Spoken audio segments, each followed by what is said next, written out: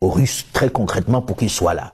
Est-ce qu'ils prennent des minerais? Comment vous les payez? Est-ce que vous êtes en train de vendre une portion du territoire? C'est quoi le deal? Si c'était ça le deal, de quitter vraiment un maître pour un autre, on préfère mourir. Parce que quand on dit la patrie ou la mort, ça a tout son sens. Non, ce n'est que du média mensonge encore.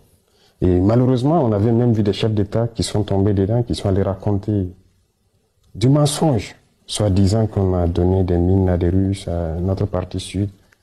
Archi faux. Il n'y a rien de donné aux Russes. Archi faux. Même pas une mine. Pourquoi donner? Si les Russes veulent une mine, on a le code minier. Ils viennent s'intégrer dedans. On leur donne le permis, ils payent les impôts et ils font tout ce qu'ils doivent faire comme les autres. Mais avec quoi vous payez alors les Russes? Ils viennent pas pour vos beaux yeux. Ah oui, avec on les paye. D'abord, les Russes sont arrivés quand au Burkina, c'est la dernière fois que des instructeurs sont venus parce qu'ils doivent venir instruire les militaires sur des équipements. Et c'est avec tous les pays d'ailleurs. C'est pas les Russes seulement. Quand on signe un contrat pour acquérir un équipement, on signe le contrat avec la formation. Il y a plein de Turcs ici. Pourquoi ils n'en parlent pas? Qui, eux, sont spécialisés dans les drones, plutôt. On a payé des drones avec la Turquie, avec un contrat d'assistance. Il y a plus d'un an. Tout le temps que nous sommes là, il y a des Turcs qui sont là. Pourquoi on n'en parle pas? Ils sont là, ils nous appuient. Ils ont formé nos équipages en Turquie. Ils viennent ici, ils les assistent. Et ils continuent de les former dans le pilotage, la maintenance et tout. On a le contrat sur un temps donné. Lorsque nos hommes seront bien drillés, ils vont partir. Les Chinois, ils sont là.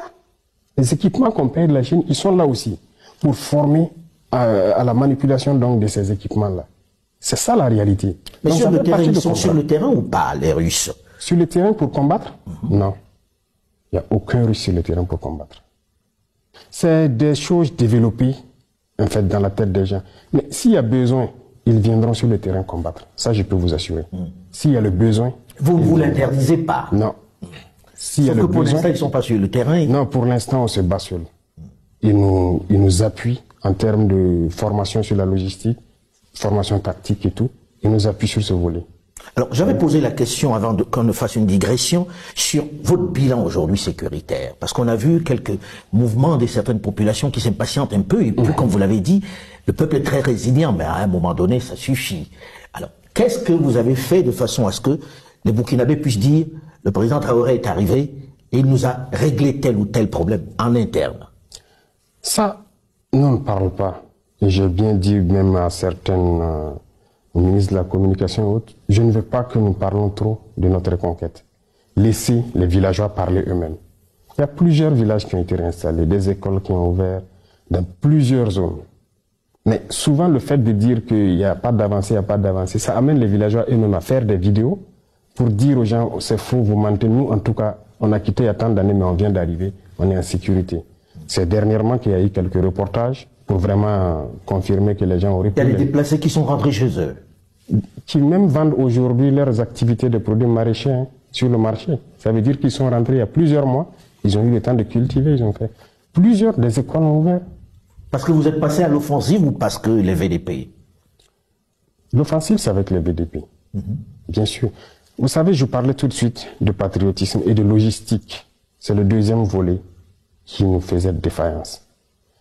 Mais écoutez, quand vous prenez par exemple l'attaque de Djibo en novembre dernier. Absolument.